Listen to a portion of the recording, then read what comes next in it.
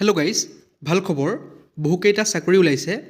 ইয়াৰে কিছুমানত আপোনালোকে কোনো ধৰণৰ এক্সামিনেশ্যন দিব নালাগে, অৰ্থাৎ ইণ্টাৰভিউ দি আপোনালোকে এইবোৰ চাকৰিত জইন কৰিব পাৰিব। গতিকে ভিডিঅ'টো স্কিপ নকৰাকৈ শেষলৈকে চাই থাকক। সকলোবোৰ কম ক'ত ওলাইছে পোষ্টবোৰ, তাৰ লগতে ইয়াত আপোনালোকৰ এডুকেশ্যন কোৱালিফিকেশ্যন কি লাগিব, তাৰ লগতে আপোনালোকৰ এজ লিমিট কিমান লাগিব আৰু ইয়াত আপোনালোকৰ চেলাৰী কিমান হ'ব। গতিকে ভিডিঅ'টো স্কিপ নকৰাকৈ শেষলৈকে চাই থাকক। আৰু যদিহে চেনেলটোত নতুনকৈ আহিছে, চেনেলটো ছাবস্ক্ৰাইব কৰি দিব আগলৈ এনেকুৱা ধৰণৰ জবৰ কুইক আপডেট পাবৰ কাৰণে।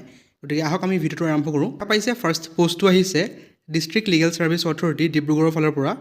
দেখা পাইছে পোষ্টৰ নাম হৈছে লোৱাৰ ডিভিজন এছিষ্টেণ্ট কাম টাইপিষ্ট। ইয়াৰ কাৰণে এটা পোষ্ট আছে। পে স্কেলটো দেখা পাইছে 14,000 to 70,000, অৰ্থাৎ 14,000 পৰা 70,000 টকালৈকে, আৰু গ্ৰেড পেটো হৈছে 6,200 টকা। ইয়াৰ কাৰণে এডুকেশ্যনেল কোৱালিফিকেশ্যন বিচাৰিছে graduate from a govt recognise board university or equivalent examination. গতিকে এই পোষ্টত এপ্লাই কৰিবৰ কাৰণে আপোনালোক গ্ৰেজুৱেশ্যন কৰা হ'ব লাগিব। BA, BSc, BCom যিয়ে নহওক। বি নম্বৰ দিয়া আছে applicant must have 6 months diploma certificate course in computer. তাৰ লগতে আপোনালোকৰ 6 মাহৰ এখন কম্পিউটাৰ চাৰ্টিফিকেট লাগিব, অৰ্থাৎ আপোনালোকে কম্পিউটাৰ কোৰ্চ কৰা হ'ব লাগিব এটলিষ্ট 6 monthৰ। আপোনালোকৰ এজ লিমিটটো মেনশ্যন কৰিছে। দেখা পাইছে 18 বছৰতকৈ কমৰ হ'ব নোৱাৰিব আৰু 40তকৈ বেছি হ'ব নোৱাৰিব। আৰু ইয়াত আপোনালোকৰ এজ ৰিলেক্সেশ্যন থাকিব এজ পাৰ গভৰ্ণমেণ্ট নৰ্মছ। যিহেতুটো চৰকাৰী চাকৰি হয়, সেইকাৰণে আপোনালোকৰ ইয়াত ৰিলেক্সেশ্যন দিয়া হয়। দেখা পাইছে টাৰ্মছ এণ্ড কণ্ডিশ্যনত দিয়া আছে সকলোবোৰ ইনফৰ্মেশ্যন। ফাৰ্ষ্ট আপোনালোক ইণ্ডিয়ান চিটিজেন হ'ব লাগিব। আৰু আপোনালোকে যদি এই এডভাৰটাইজমেণ্টৰ PDF ভালদৰে চাব বিচাৰে, তেনেহ'লে ডেছক্ৰিপশ্যন বক্সত মোৰ টেলিগ্ৰাম চেনেল আৰু হোৱাটছআপ চেনেলৰ লিংক দিয়া থাকিব। তাত জইন হৈ ল'ব। তাৰ পৰা আপোনালোকে ডাউনলোড কৰি ভালদৰে এডভাৰটাইজমেণ্টকেইটা চাব পাৰিব। এতিয়া চাওঁ আহক ইয়াত আপোনালোকৰ চিলেকশ্যন প্ৰচেছটো কেনেকুৱা ধৰণৰ হ'ব। দেখা পাইছে candidate will have to appear in the written test. ইয়াত আপোনালোকৰ এটা ৰিটেন টেষ্ট হ'ব আৰু ছাবজেক্টবোৰ হৈছে general English, logical reasoning, Assamese, general knowledge. এইকেইটা আপোনালোকৰ ছাবজেক্ট হ'ব আৰু টোটেল মাৰ্ক থাকিব 100। গতিকে এইকেইটা আপোনালোকৰ MCQ হ'ব, অৰ্থাৎ মাল্টিপল চইচ কুৱেশ্যন। আৰু দেখা পাইছে qualifying candidate will have to appear in the skill test and oral interview. তাৰপিছত আপোনালোকৰ এটা স্কিল টেষ্ট কণ্ডাক্ট কৰা হ'ব, আৰু যদিহে আপোনালোকে স্কিল টেষ্টটোত পাছ কৰে তেতিয়াহ'লে আপোনালোকক এটা অৰেল ইণ্টাৰভিউ লোৱা হ'ব। গতিকে এইটোৱে আপোনালোকৰ চিলেকশ্যন প্ৰচেছ হ'ব। দেখা পাইছে 5 নম্বৰ পইণ্টত দিয়া আছে candidate shell have to submit N updated copy of registration certificate of employment exchange. গতিকে আপোনালোকৰ এমপ্লয়মেণ্ট এক্সচেঞ্জ কাৰ্ডখন আপডেটেড থাকিব লাগিব। আৰু যদিহে আপোনালোকে সবিশেষ জানিব বিচাৰে, তেনেহ'লে যোনটো ৱেবছাইট দিয়া আছে dibrugad.dcourts.gov.in, তাত গৈ পেলাই আপোনালোকে সকলোবোৰ ইনফৰ্মেশ্যন চাব পাৰিব। আৰু আপোনালোকে ইয়াত কেনেকৈ এপ্লাই কৰিব, ইয়াত দিয়া আছে যে duly field application in the standard application form. যোনখন ষ্টেণ্ডাৰ্ড এপ্লিকেশ্যন ফৰ্ম থাকে তাত আপোনালোকে সকলোবোৰ ইনফৰ্মেশ্যন ভৰাব লাগিব, পাৰ্চনেল আৰু এডুকেশ্যনেল সকলোবোৰ ভৰাই পেলাই আপোনালোকে লগত 2 কপি নিজৰ পাছপৰ্ট চাইজ ফটোগ্ৰাফ দিব লাগিব। তাৰ লগতে আপোনালোকৰ সকলোবোৰ এডুকেশ্যনেল কোৱালিফিকেশ্যনৰ ডকুমেণ্টছৰ লগতে যি আপোনালোকৰ ডকুমেণ্টছ আছে এজ প্ৰুফৰ কাৰণে সকলোবোৰ দি পেলাই আপোনালোকে পঠাব লাগিব। দেখা পাইছে should be address to the secretary district legal service authority Dibrugarh নামত আপোনালোকে পঠাব লাগিব। যদিহে আপোনালোকৰ ডিষ্ট্ৰিক্ট ডিব্ৰুগড় হয়, তেনেহ'লে আপোনালোকে নিজে গৈ দিব পাৰে, আৰু যদিহে অন্য ডিষ্ট্ৰিক্টৰ পৰা এপ্লাই কৰে তেনেহ'লে আপোনালোকে বাই পোষ্ট পঠাব পাৰে। এই এড্ৰেছটো দি পেলাই আপোনালোকে পঠাব পাৰে।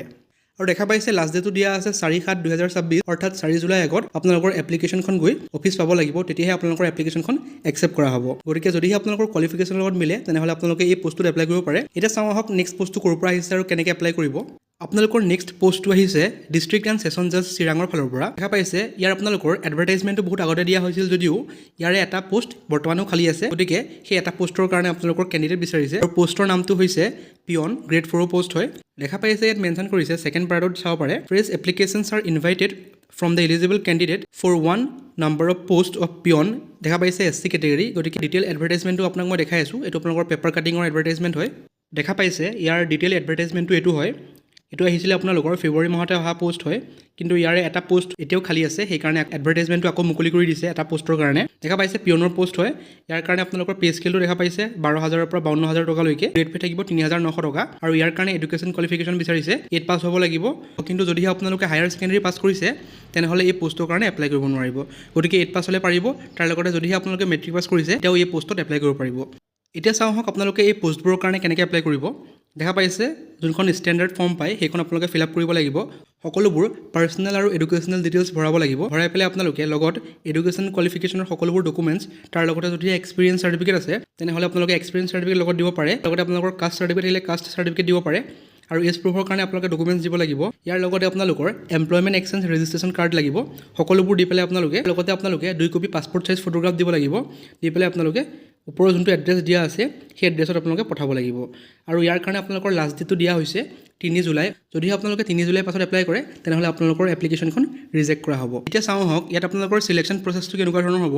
ইয়াত আপোনালোকৰ এটা ৰিটেন টেষ্ট কণ্ডাক্ট কৰা হ'ব 50 মাৰ্কৰ। দেখা পাইছে ছাবজেক্টবোৰ মেনশ্যন কৰিছে English, general awareness, mathematical ability, aptitude and Assamese. গতিকে এইকেইটা আপোনালোকৰ ছাবজেক্ট থাকিব আৰু মাৰ্কছ থাকিব টোটেল 50। কুৱেশ্যনবোৰ MCQ হ'ব, অৰ্থাৎ মাল্টিপল চইচ কুৱেশ্যন হ'ব। তাৰ লগতে আপোনালোকৰ যদিহে কোৱালিফাই কৰে তাৰপিছত আপোনালোকৰ এটা ভাইভা কণ্ডাক্ট কৰা হ'ব 20 মাৰ্কছৰ। গতিকে যদিহে আপোনালোকে ভাইভাত পাছ কৰে তেতিয়াহ'লে আপোনালোকক এই পষ্টটোৰ কাৰণে চিলেক্ট কৰা হ'ব। আপোনালোকে এপ্লাই কৰোঁতে এনভেলপৰ ওপৰত application for the post of peon বুলি মেনশ্যন কৰিব লাগিব আৰু আপোনালোকৰ ফোন নম্বৰ আৰু ইমেইল ID ভালদৰে মেনশ্যন কৰিব, যিহেতু আপোনালোকক ইমেইল আৰু ফোনৰ জৰিয়তে কণ্টেক্ট কৰা হ'ব। আৰু দেখা পাইছে the application shall be address to the office of the district and session জাজ চিৰাং। আপোনালোকে এড্ৰেছ কৰিব লাগিব office of the district and session জাজ চিৰাং কাজলগাঁও বুলি এপ্লিকেশ্যনখন এড্ৰেছ কৰিব লাগিব। গতিকে এপ্লাই কৰাৰ পাছত আপোনালোক যদিহে এলিজিবল হয় এক্সামটো দিবৰ কাৰণে, তেতিয়া আপোনালোকৰ নামবোৰ যোনটো ৱেবছাইট দিয়া আছে chirang.dcourts.gov.in আপোনালোকৰ নামবোৰ মেনশ্যন কৰিব। গতিকে আপোনালোকে যদিহে এপ্লাই কৰাৰ পাছত এই ৱেবছাইটটো ভিজিট কৰি চাই থাকিব। যদি আপোনালোকৰ নাম আহে তেতিয়া আপোনালোকে এক্সামটো দিব যাব পাৰিব। আৰু লগতে যদিহে কোৱালিফাই কৰে তেনেহ'লে ভাইভা দি পেলাই আপোনালোকে এই পষ্টবোৰত জইন কৰিব পাৰিব। গতিকে লাষ্ট ডেটটো হৈছে 3 জুলাই। 3 জুলাই আগত আপোনালোকে এপ্লাই কৰিব পাৰিব। এতিয়া চাওঁ আহক নেক্সট পষ্টটো ক'ৰ পৰা আহিছে আৰু কেনেকৈ এপ্লাই কৰিব।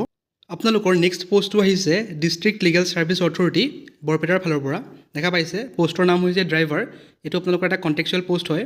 নাম্বাৰ অফ পষ্ট দিয়া আছে এটা আৰু ইয়াত আপোনালোকৰ মান্থলি চেলাৰী হ'ব 15,000 টকাকৈ আৰু কেটেগৰী দেখা পাইছে আনৰিজাৰ্ভ, অৰ্থাৎ ইয়াত সকলো কেটেগৰীৰ পৰা এপ্লাই কৰিব পাৰিব।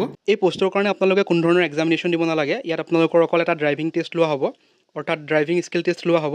তাৰপাছতে আপোনালোকক এটা ভাইভা লোৱা হ'ব। তাৰপিছত যদি আপোনালোকে পাছ কৰে তেতিয়াহ'লে আপোনালোকক এই পষ্টটো দিয়া হ'ব, যোনটো আপোনালোকৰ ড্ৰাইভাৰৰ পষ্ট হয়। এতিয়া চাওঁ আহক ইয়াৰ কাৰণে আপোনালোকৰ এলিজিবিলিটি ক্ৰাইটেৰিয়া কি দিয়া আছে। যদিহে আপোনালোকে ক্লাছ 8 পাছ কৰিছে তেনেহ'লে আপোনালোকে ড্ৰাইভাৰ পষ্টত এপ্লাই কৰিব পাৰিব। তাৰ লগতে আপোনালোকৰ এখন ভেলিড ড্ৰাইভিং লাইচেঞ্চ থাকিব লাগিব, অৰ্থাৎ LMV ড্ৰাইভিং লাইচেঞ্চ এখন থাকিব লাগিব, তেতিয়া আপোনালোকে এপ্লাই কৰিব পাৰিব।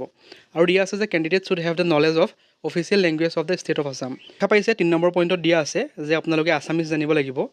যদিহে আপোনালোকে আছামিজ জানে তেতিয়াহে আপোনালোকে এই পষ্টত এপ্লাই কৰিব পাৰিব। তাৰ লগতে আপোনালোকৰ এখন ভেলিড এমপ্লয়মেণ্ট এক্সচেঞ্জ ৰেজিষ্ট্ৰেশ্যন থাকিব লাগিব, অৰ্থাৎ আপডেটেড থাকিব লাগিব এমপ্লয়মেণ্ট এক্সচেঞ্জত, তেতিয়াহে আপোনালোকে এই পষ্টত এপ্লাই কৰিব পাৰিব।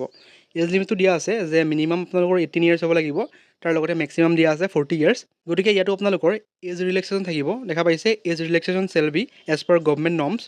এতিয়া চাওক চিলেকশ্যন প্ৰচেছটো কেনেকুৱা হ'ব। মই কৈছোঁৱেই যে ফাৰ্ষ্ট ষ্টেজটো আপোনালোকৰ ড্ৰাইভিং টেষ্ট হ'ব আৰু ছেকেণ্ড ষ্টেজটো হ'ব এটা ইণ্টাৰভিউ বা ভাইভা।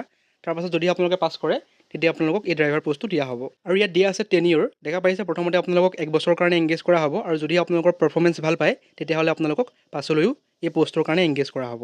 এতিয়া চাওঁ আহক আপোনালোকে এই পষ্টৰ কাৰণে কেনেকৈ এপ্লাই কৰিব। আগৰ পষ্ট দুটাৰ দৰে আপোনালোকে এই পষ্টটো এখন ষ্টেণ্ডাৰ্ড এপ্লিকেশ্যন ফৰ্ম ল'ব লাগিব।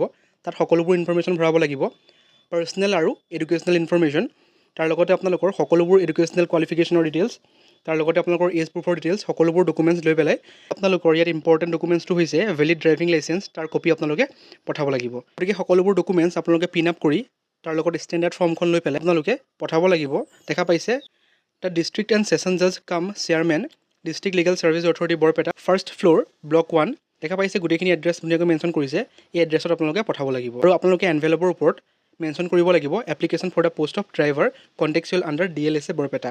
ধুনীয়াকৈ ডাঙৰকৈ ইয়াত মেনশ্যন কৰিব লাগিব। ইয়াৰ কাৰণে আপোনালোকৰ লাষ্ট ডেট দিয়া আছে 31 জুলাই 2026, অৰ্থাৎ 31 জুলাই আগত আপোনালোকে এই পষ্টৰ কাৰণে এপ্লাই কৰিব পাৰিব।